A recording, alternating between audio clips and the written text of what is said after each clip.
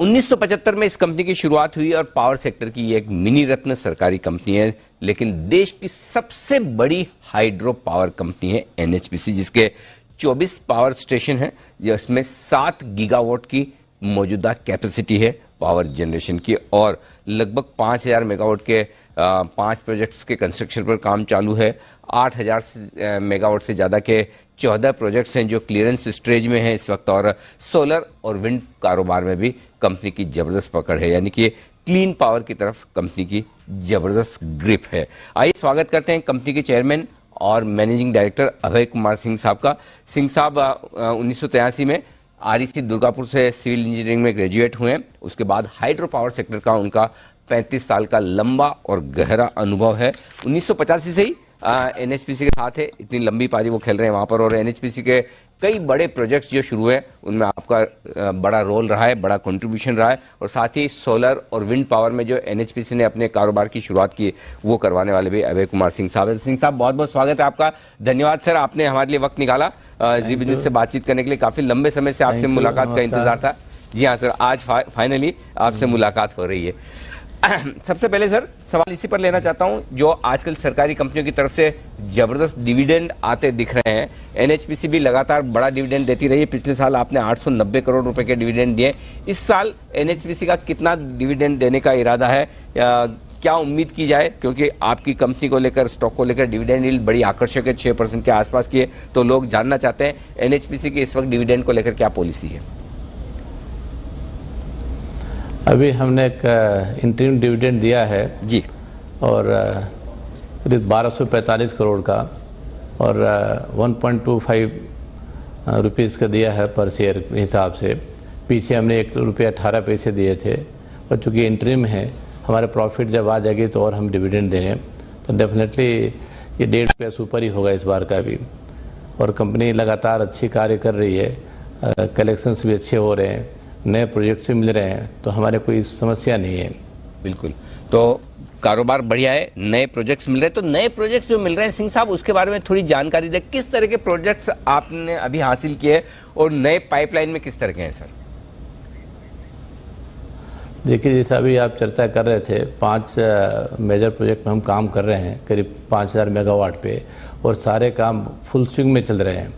और अभी आजकल कोविड का कोई इम्पैक्ट नहीं है, शुरुआत में काफ़ी रही, पर नाउ सब कुछ अच्छा हो रहा है और काफ़ी रफ्तार से कार्य चल रहे हैं, तो उसको तो समय से पूरे करने हैं। बाकी जो हमने प्रोजेक्ट लिए हैं 4000 मेगावाट की जेएनके में, जो कि एक रतले भी 850 मेगावाट का है, किरथई है, सावला कोट 1856 मेगावाट का है, उरी और दुलहस्ती है।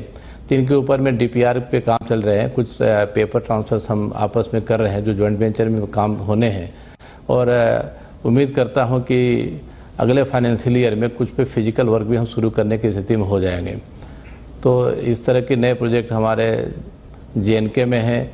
तीस्ता 4 प्रोजेक्ट हमारा बहुत जल्दी क्लियर होने वाला है। लगातार हमारी चर्चा हो रही है वहाँ के मुख्यमंत्री से, बाकी लोगों से, और आज भी सुबह बात हुई है, एक मीटिंग उन्होंने रखी है कल के लिए। तो उम्मीद है कि एक 520 मेगावाट की और प्रोजेक्ट हमको जल्दी मिलने वाली है। और नए में एक इसी महीने हमारी पीआईबी क्लियरेंस हो जाएगी, जो एनसीएलटी के थ्रू 120 मेगावाट हमने लिया था रंगीत 4, तो हमने पैसा जमा करने के बाद हमने टेंडर वगैरह भी कर चुके हैं। तो मार्च के महीने में ही उम्मीद करते हैं कि कुछ हम वहाँ पे काम शुरू करने की स्थिति में हो पाएंगे। तो परियोजनाओं की कोई कमी नहीं है एनएचपीसी के पास इस समय।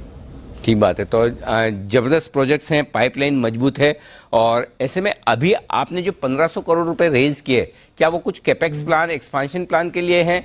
किस तरह का कैपेक्स प्लान आप सोच रहे हैं, कितना खर्चा करने वाले हैं उस पर, और ये पैसे जो आपने जुटाए उसका इस्तेमाल कैसे करने वाले हैं सर?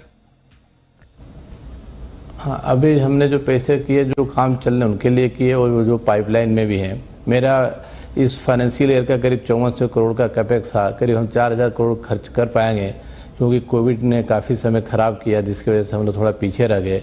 और एक प्रोजेक्ट था दिवांग प्रोजेक्ट, जो थोड़ी एक लैंड इशू आ गई थी, बट वो भी इस महीने ही रिजॉल्व होने जा रही है, तो जिसकी वजह से कुछ खर्चे हम कम कर पाए। लेकिन अभी काम चल रहा है, और अगले साल के लिए हम लोगों ने नेक्स्ट फाइनेंशियल ईयर के लिए करीब 8000 करोड़ का कैपेक्स प्लान किया है, जिसमें करीब सोलर का भी काफ़ी बड़ा उसमें योगदान रहेगा, तो हमने जो प्लानिंग की उसके हिसाब से कार्य चल रहा है, तो उन्हीं दोनों को मीट करने के लिए हमने 1,500 करोड़ का लिया है। ओके, ठीक बात है। क्योंकि रिन्यूएबल एनर्जी पर सरकार का भी काफी फोकस है, कई सारे अब नए प्लेयर्स भी इस फील्ड में उतरने की तैयारी में, कोई कंपटीशन आप देख रहे हैं? और साथ ही हाइड्रो पावर के अलावा आपकी कंपनी का फोकस और कहां बढ़ रहा है, ये बताएं सिंह साहब। हमारा बेसिकली हम हाइड्रो में ही ज़्यादा काम करना चाहते हैं। बहुत सारी पोटेंशियल है जो अनटैप्ड है, चाहे अरुणाचल हो, सिक्किम हो, उत्तराखंड हो या JNK हो, इवन हिमाचल में भी हम एक डूगर प्रोजेक्ट पे काम कर रहे हैं।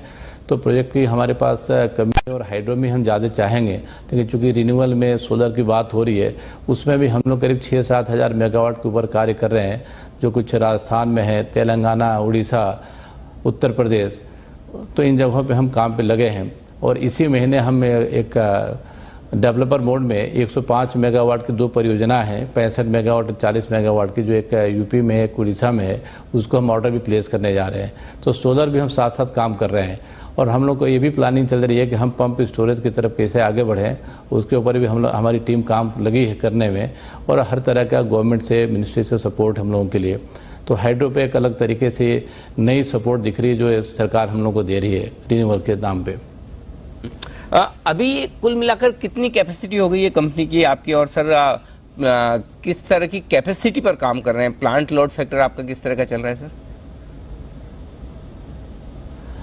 हमारी प्लांट लोड फैक्टर देखिए, हाइड्रो में 40 से 60 के बीच में हम काम करते हैं, क्योंकि आपको मालूम है कि पानी हमको बरसात के समय में ज़्यादा मिलता है, लेकिन प्लांट एबिलिटी फैक्टर को हम लोग ज़्यादा से ज़्यादा रखना चाहते हैं। तो जो पिछले साल 84% थी, इस साल हमारी 85% है। तो प्लांट एबिलिटी हमारी रहती है, क्योंकि हाइड्रो को कुछ मेंटेनेंस में भी देना पड़ता है, शेड्यूल मेंटेनेंस लेनी पड़ती है बरसात के बाद।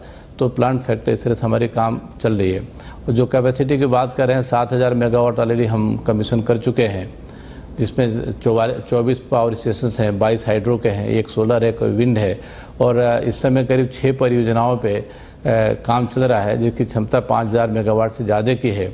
और कुछ प्रोजेक्ट इस तरह के हैं कि जो हम अगले फाइनेंशियल में शुरू कर पाएंगे, जिसमें मेरी रतले हम दिवांग प्रोजेक्ट है, 2880 मेगावाट की बहुत बड़ी ही परियोजना है। और तीस्ता 4 के भी हम कोशिश कर रहे हैं कि हम अगले साल शुरू कर लें, क्योंकि वहाँ पे अगर क्लियरेंसेस मिल जाती हैं तो ऑलरेडी टेंडर हमारे फ्लोट हो चुके हैं और ओपन भी कर रखे हैं, तो हमको काम शुरू करने में देरी नहीं लगेगी। साथ में डूगर और रतले को भी हम शुरू करेंगे। जो डूगर एक हिमाचल में 500 मेगावाट की, रतले 850 JNK में है।